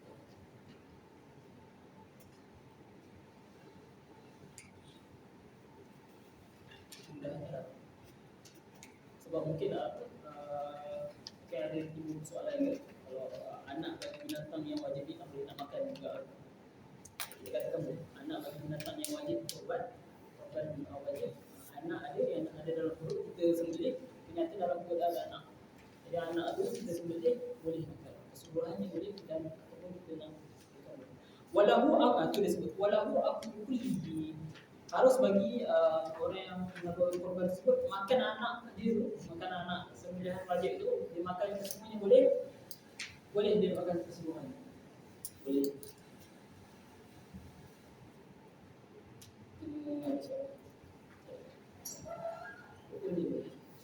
Wa syurbu fadilil labaniha, dan boleh bagi orang yang melakukan korban ni, boleh dia nak minum susu lebihan daripada binatang korban yang wajib.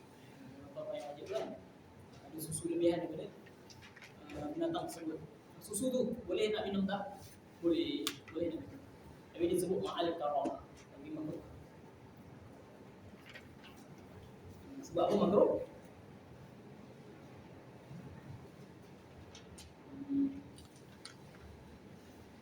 Ada yang disebut ta'ali. Jadi disebut dalam syarah boleh nak minum lebihan susu tersebut beserta makan. Faham?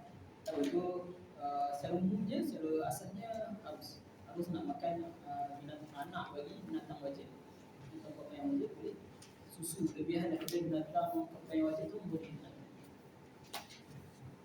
Yang tak boleh adalah daging dulu sedekah sendiri. Selesai. Wala tadhiyata li faraqikin. Sikit lagi, wala tadhiyata li faraqikin, dan tidak sah, dan tidak boleh ataupun tidak sah ibadah korban bagi seorang hamba. Itu dah sebut kan sebelum ni, bahawasanya antara syarat sah ataupun syarat seorang itu dituntut untuk melakukan ibadah korban adalah dia mestilah merdeka kan. Kalau orang kalau hamba tak apa, hamba tak dituntut untuk melakukan korban. Kalau dia laksanakan korban, tak jadi. Tak sah untuk dia, tak jadi untuk dia, tapi jadi untuk tuan. Wala tadhiyata li raqiqin, dan tidak sah sembelihan korban li raqiqin bagi hamba. Sebab apa alasan dia? Alasan dia sebab hamba dia apa, ingat lagi semalam aku sebut, hamba ni dia tu material kan, dia tu harta, dia tu adalah sesuatu yang dimiliki, dia tu harta, dan dia tidak memiliki, dia tidak ada keupayaan ataupun dia tu tak ada dia tak ada keupayaan untuk nak memiliki, sebab dia tu dimiliki, majikan dia memiliki. Itu seolah harta, barang, mata. Jadi para ulama sebut sedangkan ibadah korban ni dia adalah far'un anil tamlik. Ibadah korban ni adalah cabang daripada pemilikan. Seorang nak melakukan korban, seorang nak melakukan ibadah korban, dia kena milik dulu. Dia kena milik dulu binatang tersebut, barulah boleh dia laksanakan korban. Hamba tak memiliki apa-apa, bahkan dia yang dimiliki. Jadi macam mana dia nak laksanakan korban? Tak boleh. Kalaulah dia buat juga, disebut fa in adina sayyiduhu waqa'at lahu. Jikalau tuan dia, majikan dia izinkan kepada dia untuk laksanakan korban, waqa'at lahu, ibadah korban tadi jadi untuk tuan dia. Waqa'at lahu ay waqa'at li sayyidi. Jadi pahala yang dapat, pahala yang terhasil dapat kepada majikan. Faham? Wala yudhi mukatabun bila idin, dan tidak sah melakukan korban hamba mukatab bila idin, dengan tanpa ada izin tuan. Jadi hamba mukatab ni special sikit. Dia boleh melakukan ibadah korban tapi dengan syarat mesti kena ada izin daripada majikan. Ada izin barulah boleh dia laksanakan korban. Tapi kalau dah tak ada izin, tak sah dia punya korban. Hamba mukatab ni apa? Mukatab ni hamba yang dia ada ikat perjanjian ataupun dia ada kontrak dengan majikan dia, perjanjian pembebasan. Setelah dia membayar kadar yang telah disepakati. Bukan macam tu. Hamba mukatab macam tu. Iaitu hamba yang ada perjanjian dengan majikan dia, perjanjian pembebasan. Setelah mana dia bayar kadar yang tertentu yang telah disepakati. Itu hamba mukatab. Faham kan? Jadi dia sebenarnya dia ada punca pencarian dia untuk dia nak bebaskan diri dia. Jadi boleh daripada hasil dia punya pencarian itu, kalau lah dia ada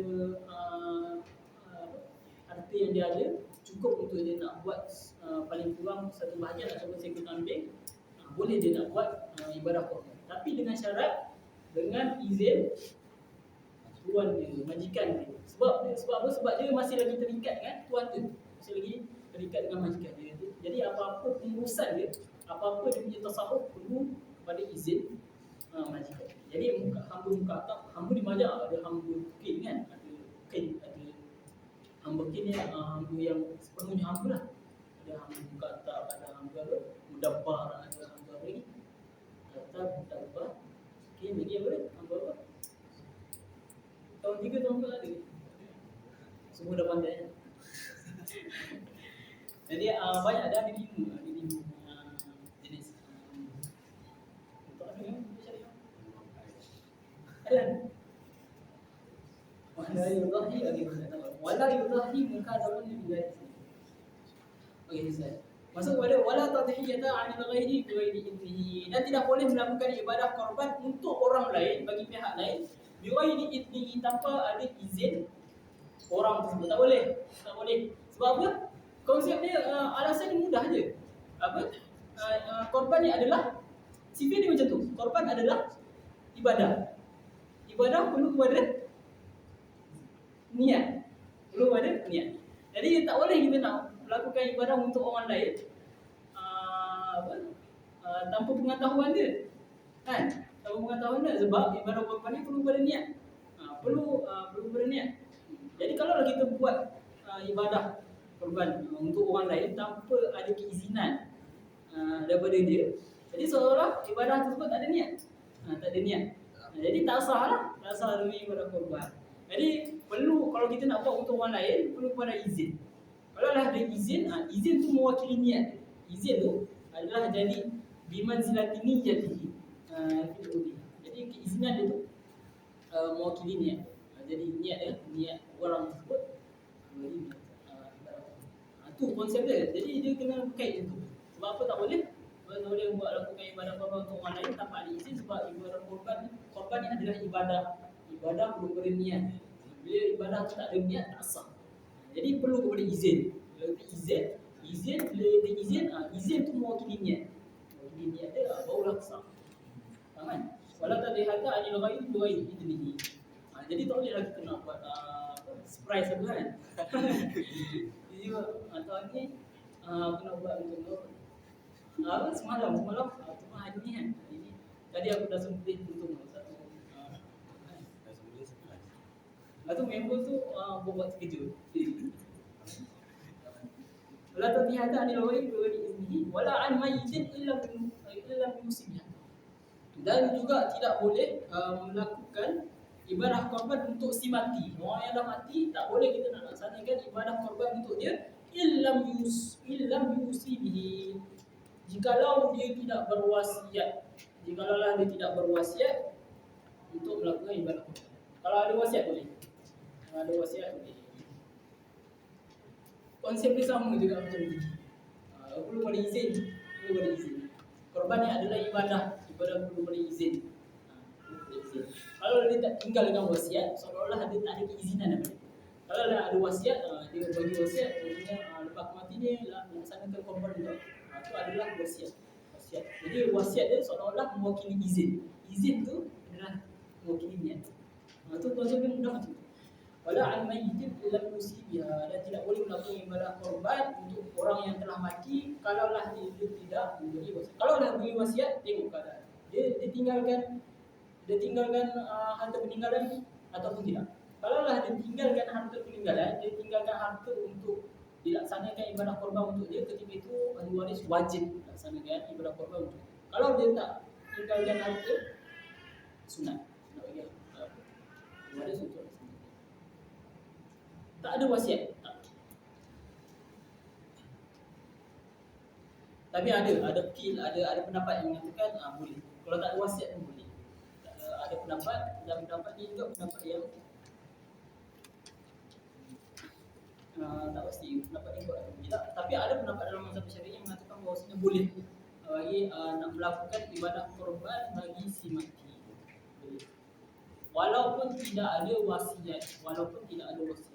Sebab apa? Alasannya ibadah korban ni adalah satu bentuk sedekah. Dan sedekah ni tak perlu izin orang lain. Kita boleh sedekah bagi pihak orang lain tanpa perlu izin dia. Dan sedekah tersebut boleh memberi manfaat dia, boleh memberi manfaat untuk dia walaupun tidak. Tapi kalau lah orang tu berdegil juga nak buat korban kan, korban untuk si mati, walaupun dia tak bagi wasiat, dia tak tinggalkan wasiat, dia nak buat juga. Dia nak buat juga ibadah korban untuk si mati, untuk ayah dia. Jadi ada ulama dia risau, ulama ada bagi solusi, ada bagi jalan keluar. Dia buat ibadah korban tu untuk diri dia. Dia beli kambing, lalu dia masuk sebahagian 1/7 daripada seekor unta ataupun seekor lembu. Dia buat ibadah korban atas nama dia.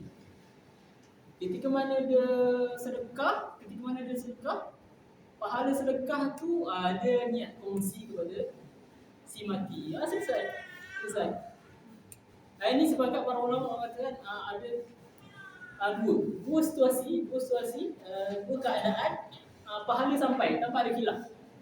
Pertama pahala sedekah, yang kedua pahala doa ataupun doa. Dua situasi ni, dua perkara ni tak ada khilaf para ulama tentang bahawasanya pahala sampai kepada si mati.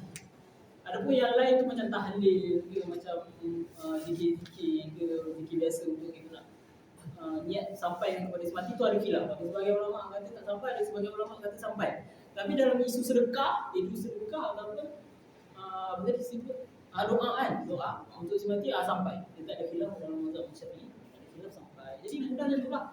Kalau dia nak buat juga tanpa dalam keadaan si mati nak meninggalkan wasiat untuk melakukan korban, dia buat untuk diri dia, atas nama dia, pahala dia niat.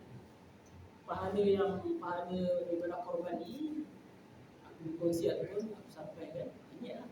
Berkongsi dengan si mati dengan ayah. Selesai masalah. Ayah nak bagi. Illam yusi faslun yusannu an ya'uqa selesai. Jadi ada perkhidmatan ni ada penangan ibadah korban. Selesai. Alhamdulillah.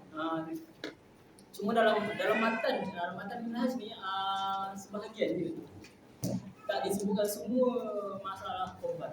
Masalah korban ni terlalu banyak. Tak ada lagi terlalu banyak, lebih banyak. Terutama yang berkaitan dengan wakal lah. Ataupun banyak. Kerana terutama dengan wakal. Masalah-masalah muda ni kan. Dan siapa yang syariah, yang belajar Islam, boleh buat kajian lah, boleh baca sendiri. Baca dalam kitab lain, dalam hasiah-hasiah, dalam hasiah saya sebut tadi, hasiah Wadudiyah, hasiah Tarmisi, dalam hasiah Jaribiyah, terlalu banyak masalah yang disebut dan disebut juga cara penyelesaian dia macam mana. Disebut dalam kitab banyak, terlalu banyak. Apa yang disebut dalam matan minhaj ni hanya sebahagian saja dan sebahagian kecil. Dan banyak lagi tak disebut. Jadi kita cukup sekarang. Allah Subhanahu wa taala